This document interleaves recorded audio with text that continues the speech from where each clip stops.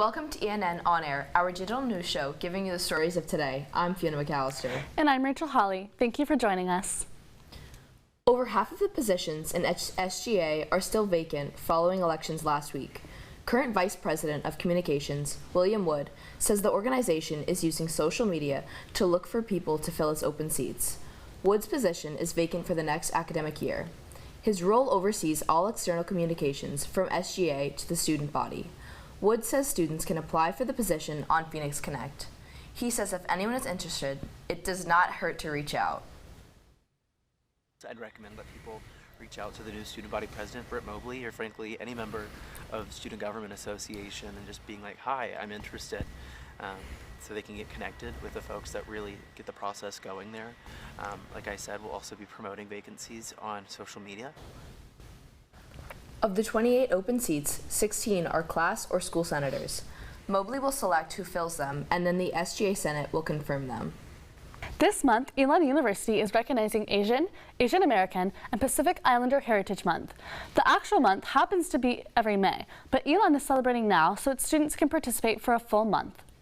Co-president of the Asian Pacific Student Association, Solon O'Malley, says he hopes students have fun, but also learn what makes the culture unique. Difference is something that obviously exists and should be celebrated. Elon, it's not the most diverse place, but you know, it's got a little bit, and that little bit should be celebrated, and people should be able to come in, feel like they want to learn something that they didn't know before. Many events will be held throughout the month. To find the full list, go to our website, elonnewsnetwork.com. This school year, many drivers on Elon University's campus are seeing more parking tickets on their windshields, or sometimes their cars are towed away. Our Nia Pankcity has the story. The sun is still rising when Elon University traffic officer Kim Farmer is roaming the streets in his security officer car. As students, faculty, and staff pull into their parking spots around campus for the day, Farmer is making sure that everyone is following parking rules. Recognize the cars, because everybody's pretty predictable. They park in the same places. I can't tell you every car that parks along this railroad, but I can tell you when something doesn't look right. Farmer has worked as a parking officer at Elon for 10 years now. He says he's familiar with many of the parking habits from Elon drivers. But this school year, Farmer's familiarity with cars has increased, with more parking enforcement around campus. According to Chief of Campus Safety and Police Joe Lemire, over 4,600 parking tickets have been issued so far this school year, which is on pace to be more than last year's 4,700 tickets issued. When combined with permit registration, that totals up to be about $375,000, and it's set to be higher this year. The money collected goes to a central university fund, which can sometimes be used for parking lot maintenance. Lemire says that one of the main factors behind the increase in parking tickets is due to the university's growth. As you build more buildings, as you take away parking, people start taking more opportunities to use spaces they shouldn't use. So the enforcement went up. The new walking path built between the Danley neighborhood and Colonnades neighborhood removed approximately 95 parking spots. That pushes students to find parking in other areas that may not pertain to their permit. The upcoming expansion of the East neighborhood will also remove 50 parking spots. With these changes, some students question if Elon has enough parking. It's a walkable campus, but sometimes people just don't have enough time or don't have the physical ability to walk.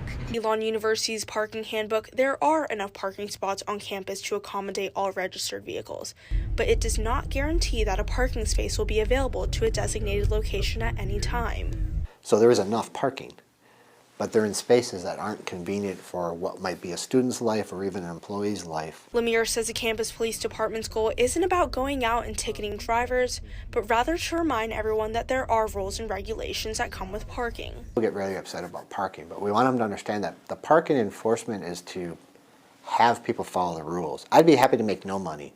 I'd be happy to find no parking violations whatsoever.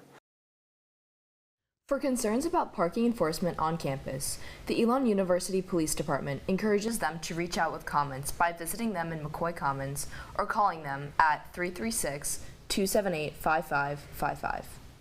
With Elon University's graduation just under 6 weeks away, graduates are planning who they will give their tickets to. This year, each graduate received 5 tickets. Elon senior Julia Brown has a twin sister who is graduating beside her. Combined, they have 10 tickets total for their family. Brown says she lucked out with her situation, but understands why other students may feel limited on who they can invite. I was fine with it personally, but I know other people have been more frustrated if they want to bring like all their grandparents, all their cousins, everyone.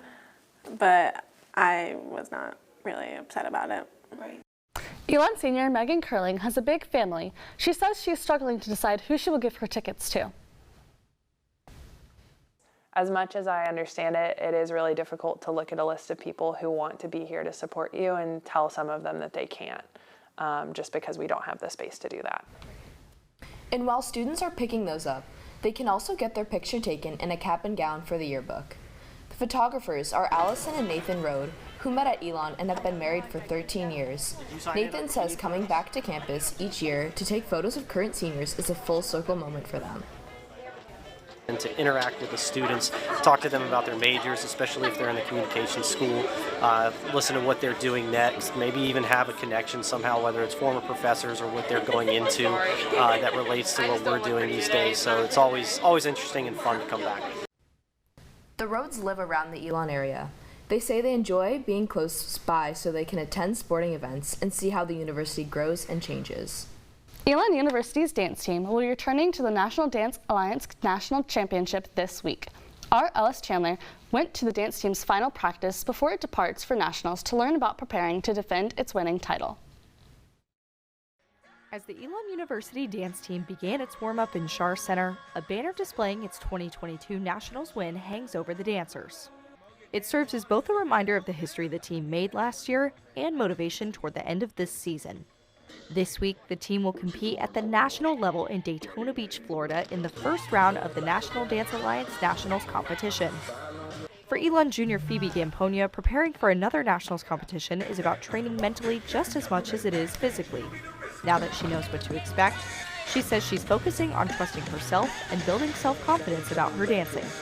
I think I'm just really hoping to stay present and just take it all in. It's just the most insane environment I have ever experienced in my entire life.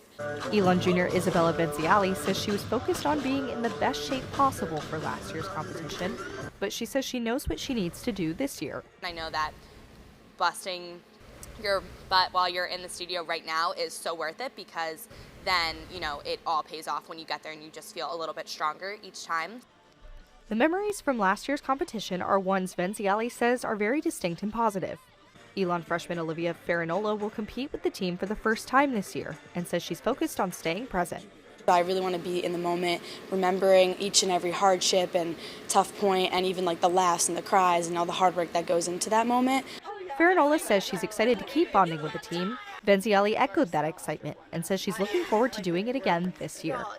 Everyone really puts their best selves out there, and it's awesome to just be in that environment because we're growing together and for each other and working for each other. So I think it's really one of the coolest weekends, and I feel like that's what I'm really excited to do. The team will perform tomorrow evening at 6:53 p.m. and on Friday at 6:57 p.m. You can watch at tv.varsity.com. Viewers are required to make a free account. That's all we have for you this evening. Thanks again for watching ENN On Air. For all the news you need to know when we're not on air, visit our website, elonnewsnetwork.com. And follow us on social media at Elon News Network and Sports ENN. Have a great night, Elon.